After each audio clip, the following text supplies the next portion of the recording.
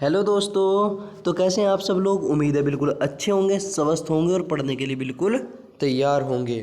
तो जैसा कि आप सब लोग जानते हैं कि हमने 10th क्लास की एक साइंस की सीरीज़ चालू की हुई है, जिसमें हमने काफ़ी सारे टॉपिकों को आपको कवर करा चुके हैं। इससे पहले हम 3 चैप्टर जो है आपके ऑलरेडी कंप्लीट कर चुके हैं। जिसने वह नहीं देखे हैं वो जाकर के हमारी प्लेलिस्ट में देख सकता है। और जैसा कि आप सब देख पा रहे हैं, हम पढ़ रहे हैं चैप्टर 4, जिसका नाम है कार्बन एवं उसके यौगिक, कार्बन एंड इट्स कंपाउंड्स। हमारे यूट्यूब चैनल का नाम है स्टडी रूम 2.0 और ये हमारा पार्ट 12 है। इससे पहले हम 11 वीडियो जो हैं इसकी भी अपलोड कर चुके हैं। जिस बच्चे ने वह नहीं देखी है वो जाकर के प्लेलिस्ट में भी देख सकता है, और साथ ही साथ हम डिस्क्रिप्शन में भी इनका लिंक दे देंगे। ठीक है, तो आइए बिना देरी के साथ शुरुआत करते हैं आज के सेशन की। और सबसे पहले आ जाती है, आपको पता है, आपकी एक मोटिवेशन शायरी, जिससे कि आप अच्छे से मोटिवेट हो सकें, पढ़ने के लिए बिल्कुल तैयार हो सकें और आपके अंदर जोश और उत्साह के साथ आज का सेशन हम शुरू करेंगे।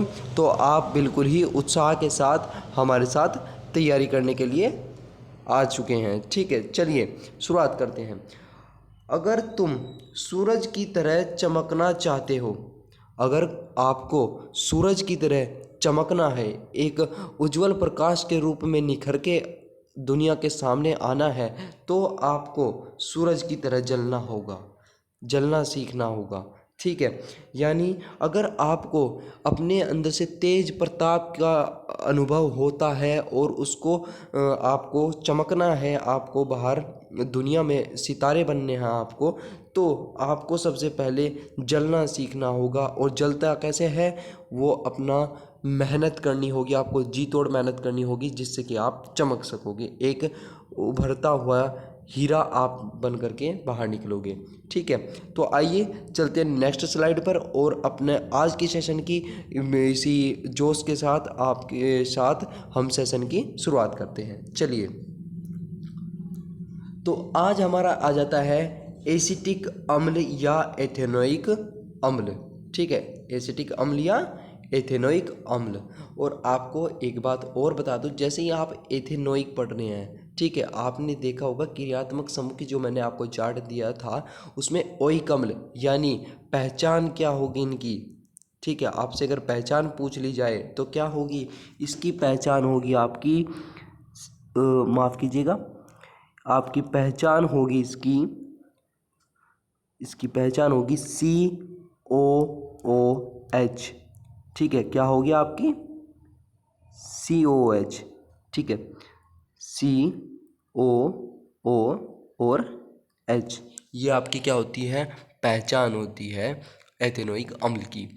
ठीक है, मतलब नोइक जो आपका क्रियात्मक समूह होता है, इसमें क्रियात्मक समूह COOH होता है।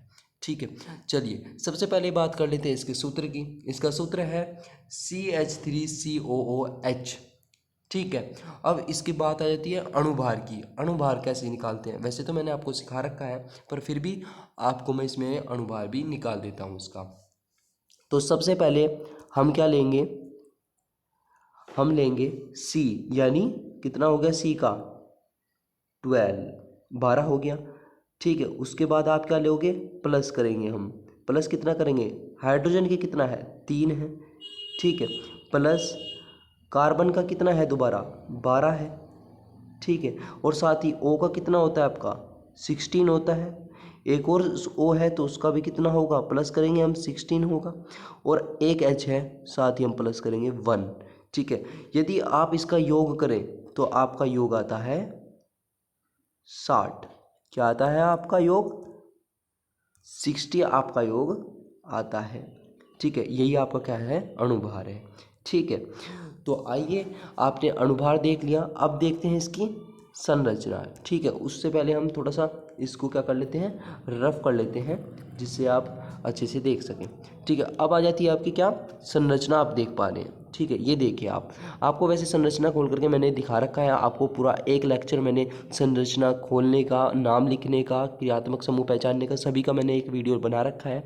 ठीक है, तो आइए CH3 C यानी C, पहला कार्बन जो है उससे कितने हाइड्रोजन परमाणु जुड़े हैं 3, तो 1 2 और 3। ठीक है, साथ ही आपका एक और कार्बन है जो हमने सेकंड पोजीशन पर ले रखा है, उसके साथ है आपके पास OOH, ठीक है। तो इसकी संयोजकता पूरी करने के लिए OH समूह तो यहाँ पर जुड़ गया, साथ ही डबल बॉन्ड के साथ जुड़ता है आपका O, ठीक है। ये होगी इसकी संरचना, ठीक है। तो आइए अब जानते हैं हम, ठीक है। अब देखते हैं हम कि सांद्र, इसके बारे में थोड़ा सा हम पढ़ेंगे, ठीक है। सांद्र एसिटिक अम्ल का पृथक्करण सर्वप्रथम स्टाइल ने सन 1700 में किया था, ठीक है। एक वैज्ञानिक थे स्टाइल, उन्होंने क्या किया था, सन 1700 में क्या करा था, एसिटिक अम्ल का पृथक्करण किया था, ठीक है। साथ ही 1845 ईस्वी में कोल्बे ने इसे इसके तत्वों में संश्लेषित किया, ठीक है। एसिटिक अम्ल सिरके का मुख्य अवयव है। जो आपका एसिटिक अम्ल होता है ये सिरके का क्या होता है, मुख्य अवयव होता है, इसलिए इसे सिरके का अम्ल भी कहते हैं। जो आपका एसिटिक अम्ल है इसे क्या बोलते हैं, सिरके का अम्ल भी बोलते हैं। इसी की उपस्थिति के कारण सिरके का स्वाद खट्टा होता है। जो आपने सिरका देखा होगा जिससे हम अचार भी घेरते हैं, ठीक है, वो जो उसका स्वाद होता है वो खट्टा होता है, किसके कारण होता है, एसिटिक अम्ल के कारण होता है। अल्प मात्रा में यह पसीने में भी उपस्थित रहता है। जो मानव से, जो आप मनुष्य हैं, मनुष्य से जो पसीना निकलता है उसमें भी क्या होता है, अल्प मात्रा में, कम मात्रा में क्या होता है, एसिटिक अम्ल होता है, ठीक है। उम्मीद है आप ये बिल्कुल समझ गए होंगे। तो चलते हैं नेक्स्ट स्लाइड पर। अब आ जाता है हमारा एसिटिक अम्ल को बनाने की विधियाँ, ठीक है। एसिटिक अम्ल को बनाने की विधि क्या है, चलिए देखते हैं। प्रयोगशाला में एसिटिक अम्ल बनाने की विधि, जो प्रयोगशाला होती है उसमें कैसे एसिटिक अम्ल बनाया जाता है, चलिए देखते हैं, ठीक है।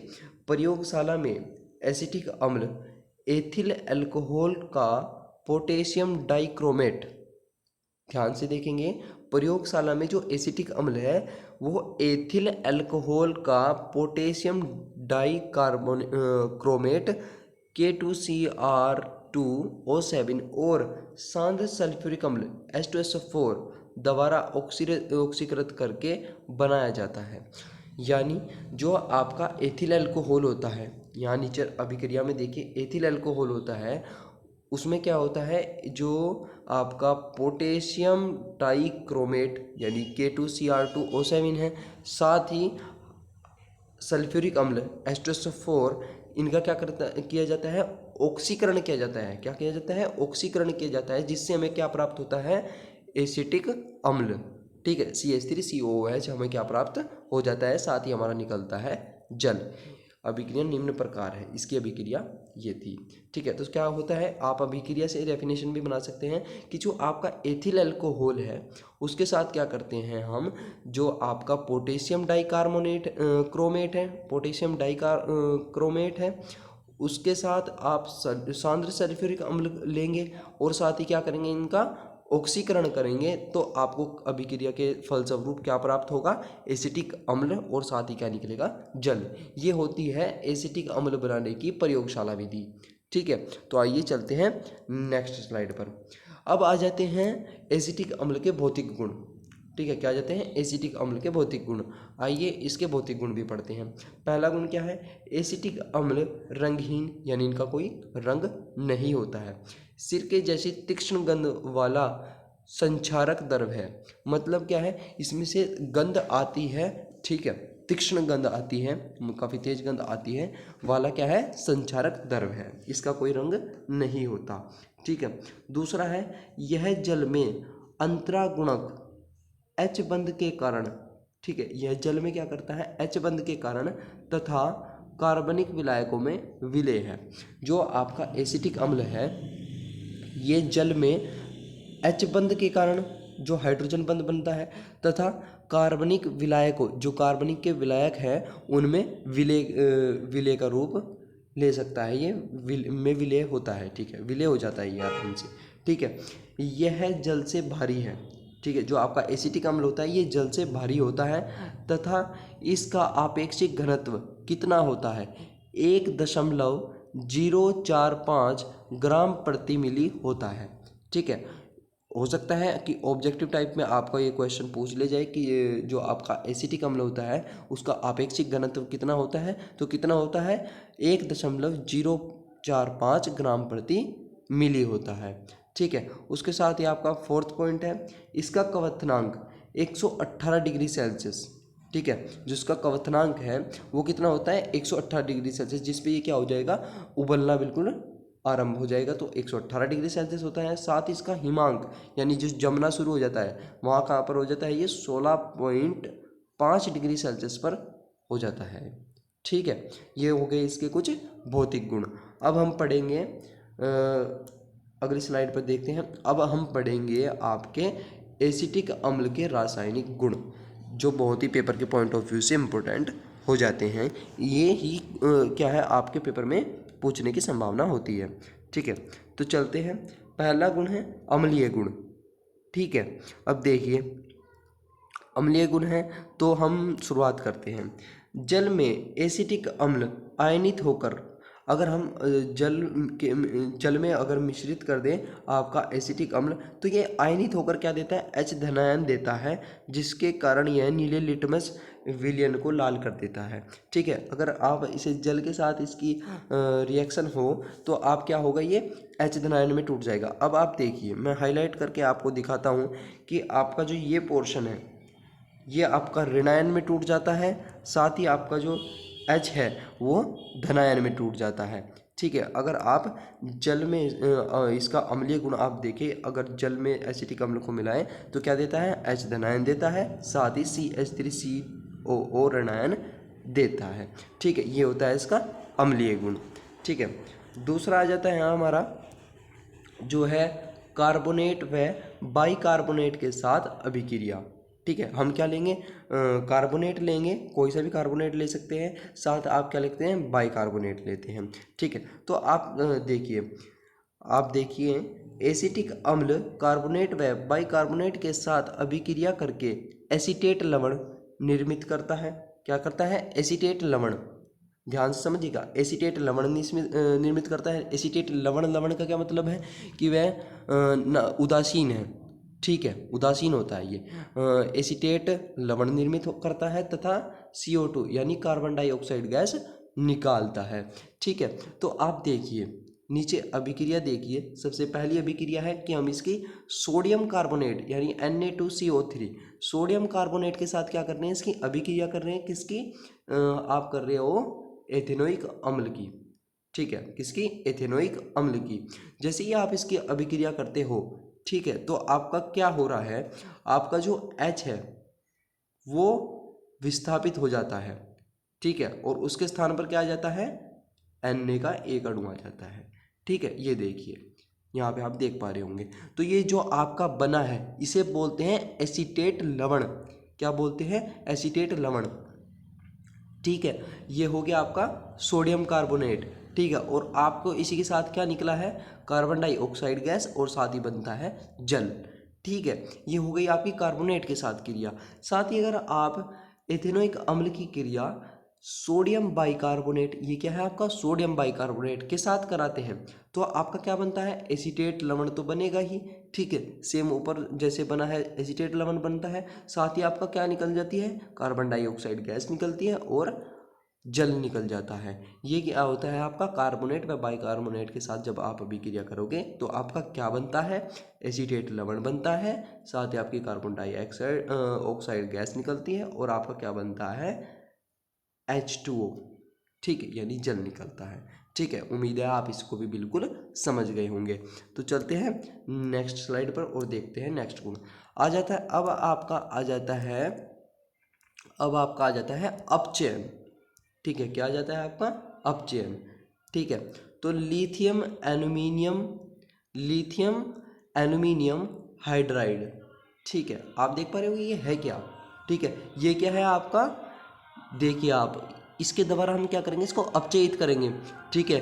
लिथियम एल्यूमिनियम हाइड्राइड LiAlH4, ये क्या होता है आपका, लिथियम एल्यूमिनियम हाइड्राइड, ठीक है। दोबारा अपचयित होकर एक एथेनॉल बनाता है।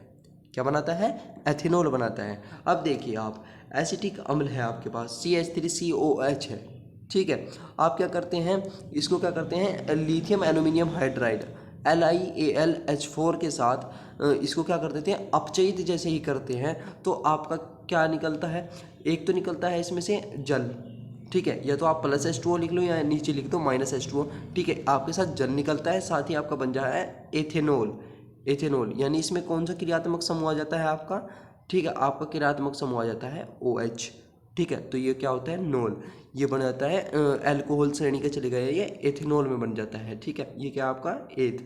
ठीक है, तो आपका क्या बन जाता है? एथेनॉल बन जाता है। समझ रहे हैं आप इसका? अगर आप एसिटिक अम्ल का लिथियम एल्यूमिनियम हाइड्राइड द्वारा अपचयित करें तो आपका क्या बनता है? एथेनॉल बनता है। ठीक है, आप इसको भी बिल्कुल समझ गए होंगे। चलते हैं नेक्स्ट स्लाइड पर।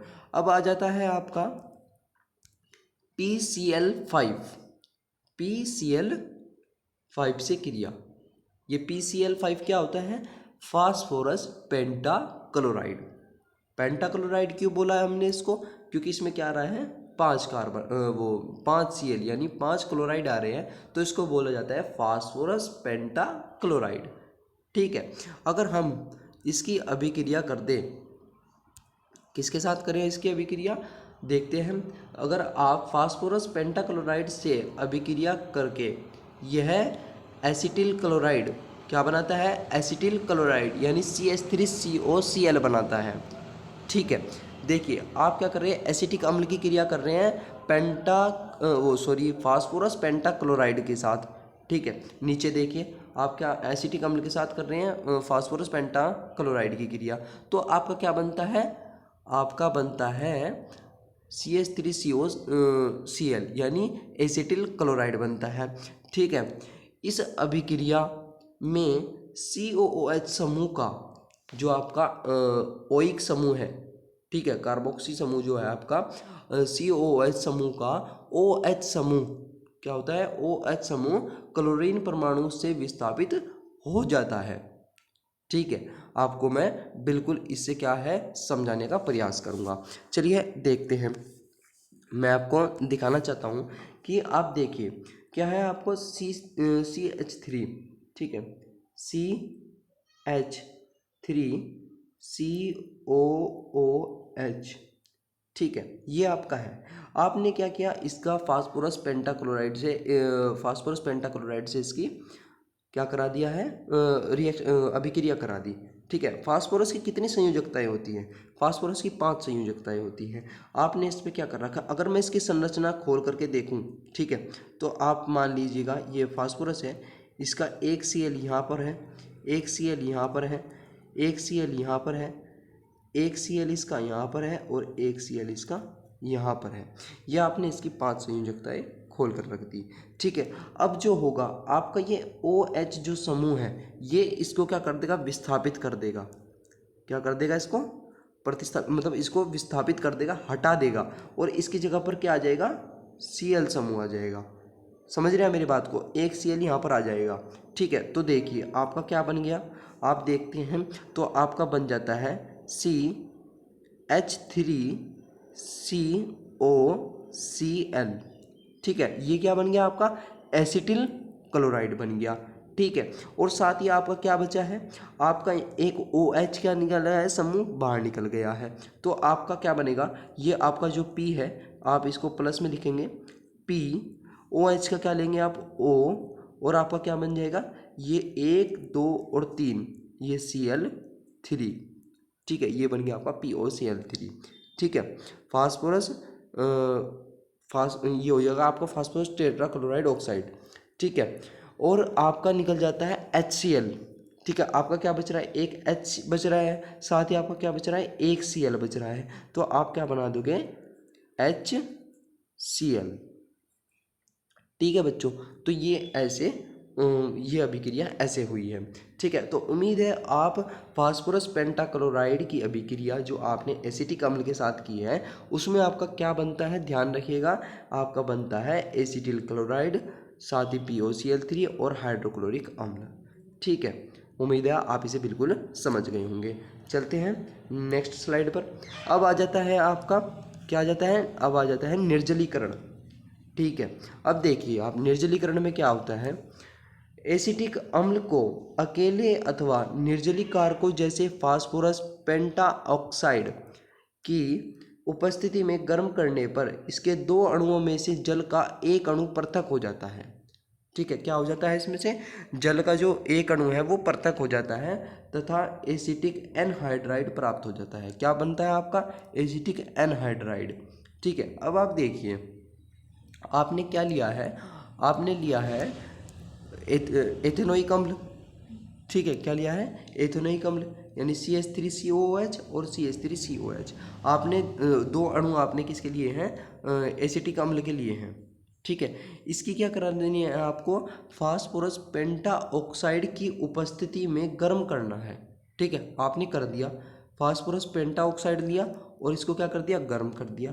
अब इसे करने पर आपको क्या प्राप्त हो जाता है? इसके क्या निकलता है? इस पर इसके दो अणुओं में से जल का एक अणु पृथक हो जाता है। ठीक है, अब देखिए आपने क्या किया, जो आपको मैं समझाना चाह रहा हूँ, आप देखिए ये इतना टूट गया, CH3CO CH3CO टूट गया आपका। ठीक है, साथ ही आपने यहाँ पर लिख दिया। अब इसकी O की संयोजकता कैसे पूरी हो गई ये देखिए, यहाँ पर दो जुड़ गए एक O से। ठीक है, तो यानी आपका AO भी बाहर निकल गया। अब आपका बचा क्या है? एक हाइड्रोजन, दो हाइड्रोजन, साथ ही एक ऑक्सीजन यानी H2O। ठीक है, आपका क्या निकल जाता है? जल निकल जाता है। और जो ये आपका बना है, ठीक है, आप इसको क्या बोलते हो? Acetic anhydride. ठीक है, तो आप इसमें याद रखेंगे कि जब हम निर्जलीकरण करते हैं एसिटिक अम्ल का, तो उसमें आपको एसिटिक एनहाइड्राइड प्राप्त होता है, साथ ही क्या निकलता है? जल निकलता है। जैसे ही आप इन सभी जो आपको रासायनिक गुण बताए जा रहे हैं, जैसे आप इनकी अभिक्रियाओं की क्या करेंगे? प्रैक्टिस करेंगे, आप इनको देखेंगे, खुद ही एक बार प्रैक्टिस करके देखेंगे तो आपके बिल्कुल ही समझ में आ जाएंगे। उम्मीद है आपको ये वैसे समझ में आ गई होंगी। ठीक है, तो आइए चलते हैं नेक्स्ट स्लाइड पर। अब आ जाता है आपका एथेनोइक अम्ल के उपयोग। क्या जाता है? एथेनोइक अम्ल के उपयोग। तो आइए इसका उपयोग भी देखते हैं। ठीक है, पहला उपयोग क्या है? एथेनोइक अम्ल का 3 से 4% का जलीय विलयन सिरके के रूप में प्रयोग होता है। जो आपका एथेनोइक अम्ल होता है उसका 3 से 4% जो विलयन होता है उसका सिरके के रूप में हम प्रयोग करते हैं। ठीक है, और सिरका क्या है? सिरका अचार, सॉस व सलाद के परिरक्षक के रूप में प्रयुक्त होता है। ठीक है, उम्मीद है आप इसे समझ गए होंगे। दूसरा उपयोग इसका क्या है? एसिटिल क्लोराइड, एसिटिक एनहाइड्राइड तथा एस्टर बनाने में प्रयुक्त होता है। आपको मैंने पीछे रासायनिक अभिक्रिया दिखाई जिसमें हमने क्या एसिटिक एनहाइड्राइड बनाया, एसिटिक क्लोराइड बनाए, एस्टर बनाने में भी इसका प्रयोग किया जाता है। किसका? इथेनोइक अम्ल का। ठीक है, तीसरा है यह है सेलुलोज एसीटेट के निर्माण में प्रयुक्त होता है। ठीक है, जो आपका सेलुलोज एसीटेट होता है उसके निर्माण में भी आप इथेनोइक अम्ल का भी प्रयोग कर सकते हैं, जिसका उपयोग जलरोधी कपड़े बनाने में होता है। जो जो सेलुलोज एसीटेट है इसका निर्माण किसमें होता है? जलरोधी कपड़े, जिसे बोलते हैं आप वाटरप्रूफ क्लॉथ्स जो होते हैं उन्हें बनाने में इसका प्रयोग किया जाता है। ठीक है, चौथा आपका आ जाता है यह सफ़ेद लेड, यानी 2PbCl3 इंटू PbOH की होल ट्वाइस। यह आपका सफ़ेद लेड का सूत्र होता है, बनाने में प्रयुक्त होता है। आपका जो एथेनोइक अम्ल होता है उससे आप क्या बना सकते हैं? सफ़ेद लेड बनाने में प्रयुक्त होता है। ठीक है, जो पांचवा आ जाता है आपका प्रयोगशाला में अभिकर्मक के रूप में प्रयोग होता है। जो आपका प्रयोगशाला होती है उसमें आपका क्या के रूप में प्रयोग होता है? ये अभिकर्मक के रूप में प्रयोग होता है। ठीक है, तो ये हो गई आपके एथेनोइक अम्ल के उपयोग। उसके बाद आपका आ जाता है, ठीक है, तो आज की वीडियो का समापन हम यहीं पर करेंगे। ठीक है, तो यदि आपको वीडियो अच्छी लगी हो तो लाइक, कमेंट, शेयर और चैनल पर नए हो तो सब्सक्राइब करना न भूलें। हमारे चैनल का नाम है स्टडी रूम 2.0 और जो नोट्स हम आपको प्रोवाइड करा रहे हैं आप इसको लगातार रिवीजन इनका करते रहिए। आप इनकी कॉपी में नोट करते चलिए, जिससे कि आपके जब बोर्ड के एग्ज़ाम आएंगे तो आप इसको पढ़ कर के अच्छे नंबर आप जो है अपने बोर्ड एग्ज़ाम में ला सकेंगे। और अपनी सेहत का ध्यान रखिएगा और अपना प्यार हमारे साथ यूं ही बनाते रहिए। अंत में यही कहना चाहूँगा, आने वाले सेक्शन में हम और अच्छा कंटेंट आपके लिए लाएंगे। तब तक हमारे साथ आप जुड़ते रहिए, अपना प्यार बनाते रहिए। जय हिंद, जय भारत।